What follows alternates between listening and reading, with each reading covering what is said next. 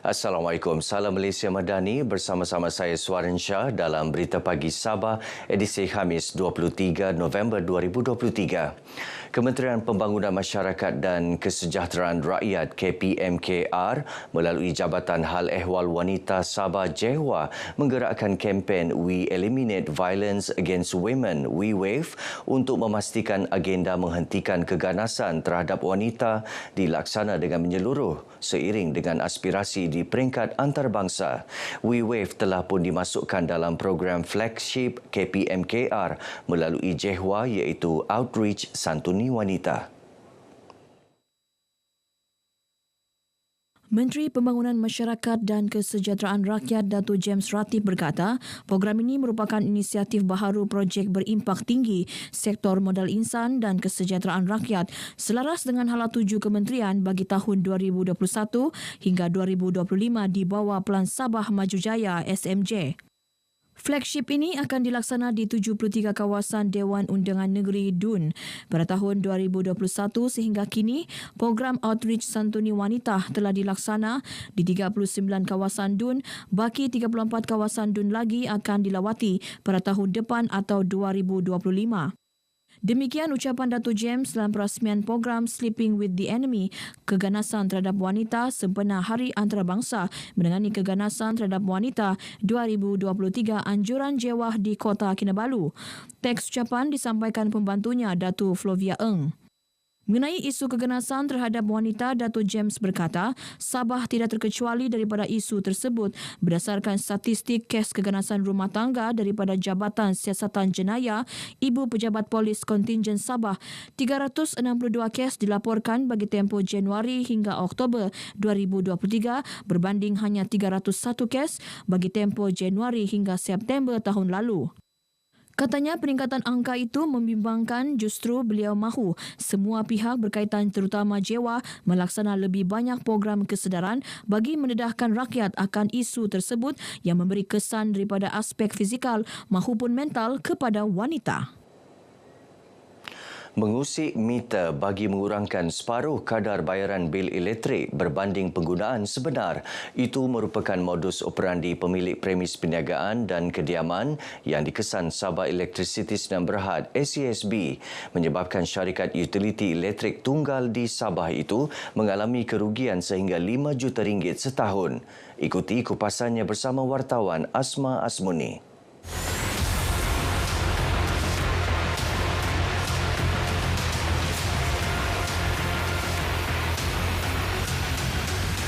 Kewujudan modus operandi pengguna tidak bertanggungjawab itu dikesan hasil pemeriksaan ke atas premis di seluruh negeri dan wilayah Persekutuan Labuan. Ketua Pegawai Transformasi SESB Ahmad Nasaruddin Kamaruzaman berkata hasil pemeriksaan mendapati sebanyak 1,340 premis di Sabah dan wilayah Persekutuan Labuan telah mengusik meter elektrik masing-masing. Daripada jumlah itu, 1,191 kes melibatkan pengguna domestik, 148 kes pengguna komersial dan 1 kes pengguna industri. Justru Suruhanjaya Tenaga kini dalam proses mengheret 29 pengguna yang disyaki terlibat dengan kes pengusikan perpasangan meter SESB ke mahkamah untuk dibicarakan. Selepas pembuktian kes, kita akan keluarkan debit note yang mana pasalan-pasalan ini kita akan tuntut ganti rugi berdasarkan kepada jumlah yang sebenar yang dipakai dan berapa lama yang telah disyaki dia mencuri. Bagi menambah baik sistem perkhidmatan kepada pengguna, SESB juga telah meluluskan dasar pemberian imbuhan kepada pemberi maklumat berkaitan kes usikan perpasangan meter KUPM dan sambungan elektrik tidak sah SETS. Ia melibatkan imbuhan sekurang-kurangnya 1 hingga 2% daripada jumlah tuntutan kerugian hasil. Kita mohon di luar sana kepada awam orang-orang awam, publik, pengguna, sekiranya mendapati ada 2 kes ni yang mana ada penyambungan haram, sambungan haram berlaku, dan kedua ada berlaku kes usaha pemasangan meter, dan ada juga kes-kes Bitcoin yang menggunakan bekal elektrik secara tidak sah, tolong adukan kepada SSB. Sementara itu, para pengguna dinasihati agar sentiasa berwaspada dan memastikan hanya kaki tangan SESB yang mempunyai kad kuasa dibenarkan untuk membuat bacaan meter bagi mengelak penipuan. SCSB juga dalam langkah untuk menambah baik perkhidmatan mereka kepada orang awam dan juga premis di sekitar Sabah ini memperkenalkan kad kuasa kepada setiap pegawai yang melakukan pemeriksaan dan pemantauan di meter elektrik di sekitar Sabah ini. Justru orang ramai, sila pastikan anda membayar bil elektrik dan sila pastikan pegawai yang melakukan pemeriksaan terhadap meter anda mempunyai kad kuasa bagi mengelakkan anda ditipu. Laporan Asma Asmuni, Berita RTM.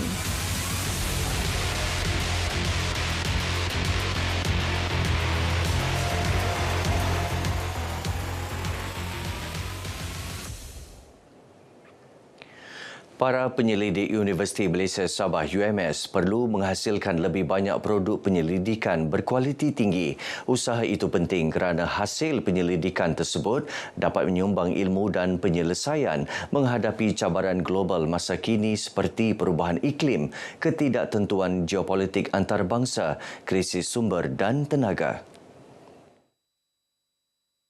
Naib Chancellor UMS Profesor Dato Dr. Kasim Mansur berucap demikian sempena Majlis Anugerah Penyelidikan UMS 2023 yang dirasmikan Yang di-Pertuan Negeri Tun Dr. Johar Dato Mahiruddin merangkap Chancellor UMS di Pusat Konvensyen Antarabangsa Sabah SICC Kota Kinabalu.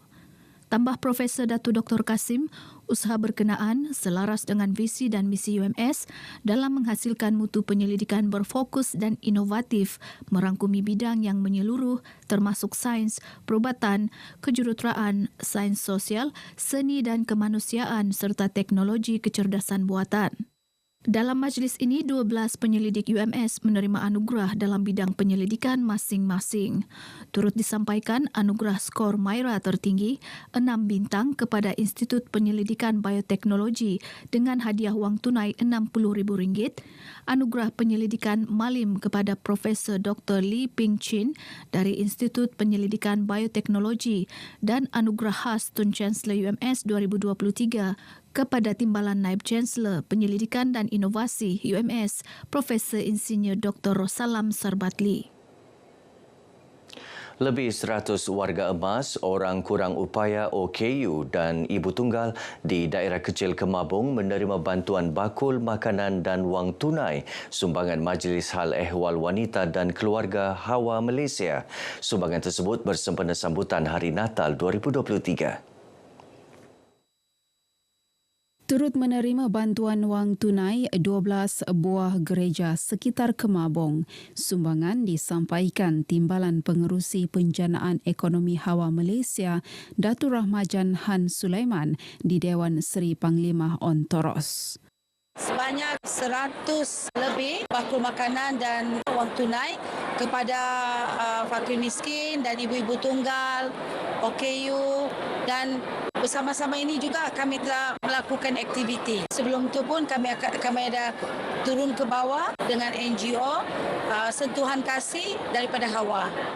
Kami sangat mengucap syukur kiranya Tuhan terus memberkati dan saya berharap supaya ada pemimpin-pemimpin lain yang dapat terus menyumbang khusus untuk perayaan Natal di kawasan Kemabung ini.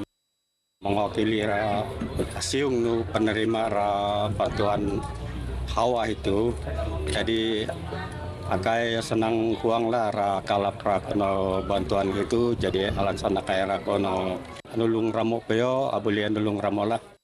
Terdahulu dalam ucapannya, Datuk Rahmajan menasihati masyarakat pedalaman agar memanfaatkan media sosial sebagai platform memantapkan perpaduan dan keharmonian. Katanya media sosial juga wajar digunakan untuk mempromosi keunikan dan kepelbagaian budaya masyarakat berbilang kaum dan agama, sekaligus menarik minat lebih ramai pelancong berkunjung ke Sabah. Baik, sekian berita pagi Sabah kali ini. Menyusul selepas ini berita pagi Sarawak. Dari sungai hingga ke segara, Palestin pasti merdeka.